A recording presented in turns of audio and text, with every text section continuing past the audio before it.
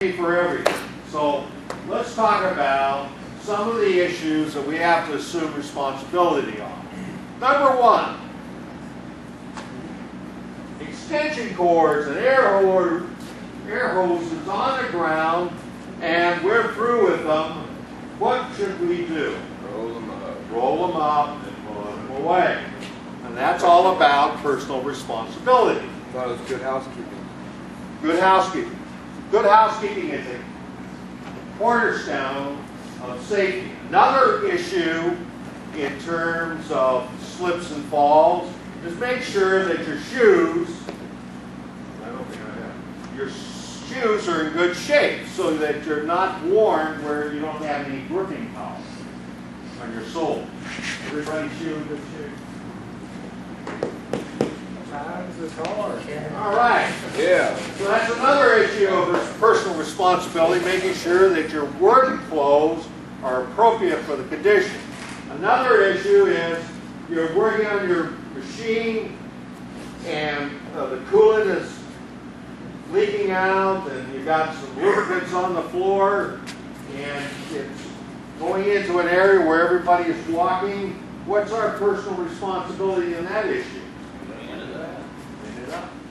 Don't allow a situation where the stuff gets on the floor and some guy is coming in, walks, falls down. And the guy who may fall down actually might be you.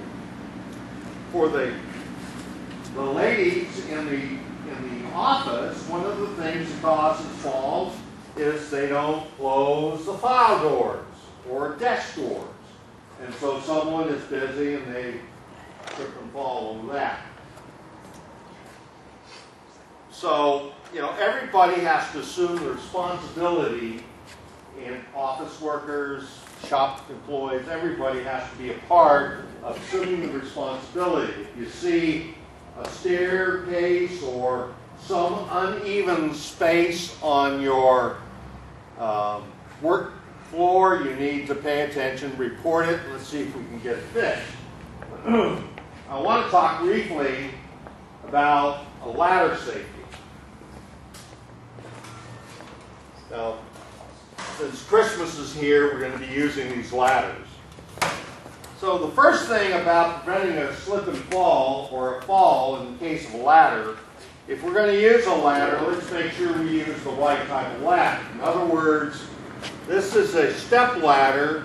It's not designed as a straight ladder. So if you need a straight ladder, get a straight ladder. You need a step ladder, get a step ladder. One of the things we want to do with a ladder is make sure it's safe. So we want to make sure there are no missing rivets or bolts, that all the rungs are in good shape, everything is in good shape, there's nothing bent on it.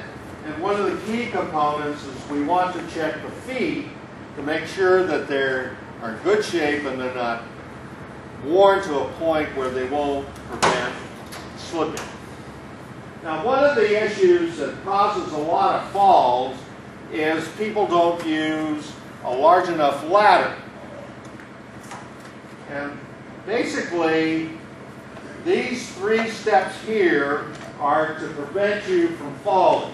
They're to stabilize you. They're not meant to stand on here or stand on here. I know that none of you have ever gotten a step ladder and stood up on this one. But you need, when you're in that situation where you need to go higher, what do we need to do? We need to get a taller step ladder. Somewhere later. Not put that on block. No, not on blocks either. We have forklifts around here. That's right. The other issue is that we don't use chairs and we don't use boxes to get on something high.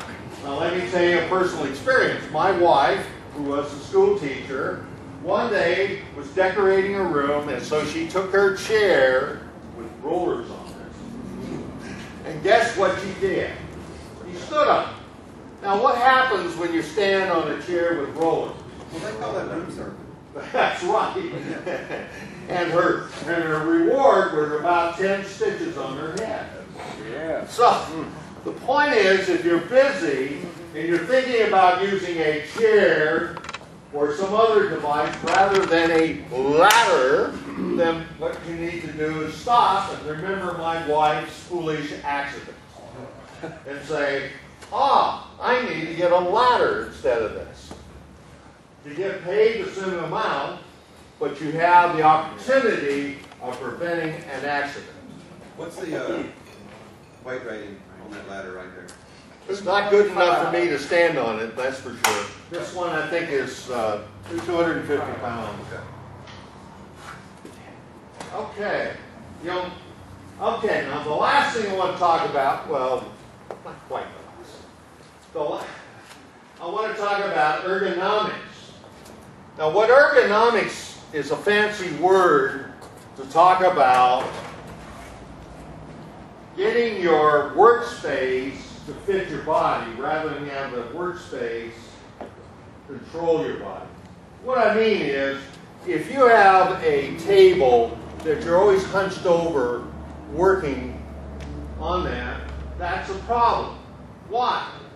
You get tired, right?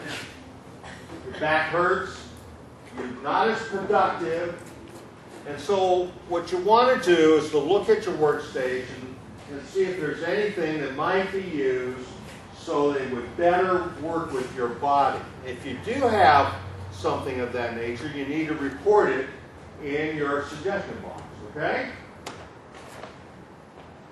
Now we're going to have a class for the office workers on ergonomics. So we're clear on it. Now the last thing, I finally got to the last one. They stole it.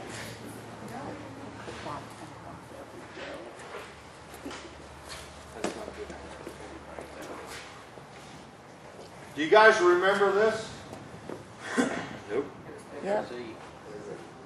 Okay. We had a bigger sheet last time. Oh, okay. This is all about safety awareness. We had an employee last week who had a propane tank right next to an area where they were welding. I walked in there and I said, "Did you guys notice this?" "Oh my God." You know, and then I asked further, and they had been there for a week.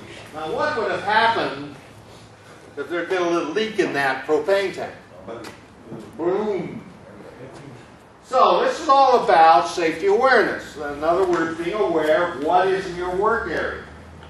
So what we want you to do is to read this. There's a little exam, and there's a picture in the back with all sorts of safety hazards. We want you to circle that, okay? And turn it in. When do you want to turn it in, Jesse? Monday to one of the safety officers. Okay, so what I want you to do is take one and pass it around.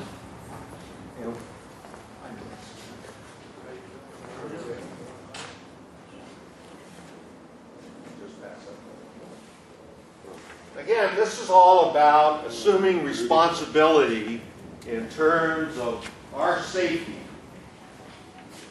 And to a large extent, being safe is about taking responsibility and not allowing foolish things like poor housekeeping to get us hurt or someone that works with us. Any questions? Use the suggestion box. We are the suggestion box. Everything you put in the suggestion box is taken very seriously. And so don't stop putting in your suggestions. Not every suggestion is going to be accepted, but every suggestion will be looked at and evaluated. That woman hasn't turned her shoes yet. Ooh. Don't give away the secret. Okay, guys.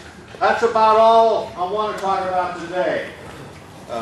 Did you want to I just have one more thing. The sheet that Roxanne was walking around with that we're asking for your cell phone number, that's simply I bought a box to go out there to our rally point in case there's a fire or whatever. We want to make sure everyone's accounted for. And if you ran out to your car and hauled butt home, we want to call you and make sure we're not going back in looking for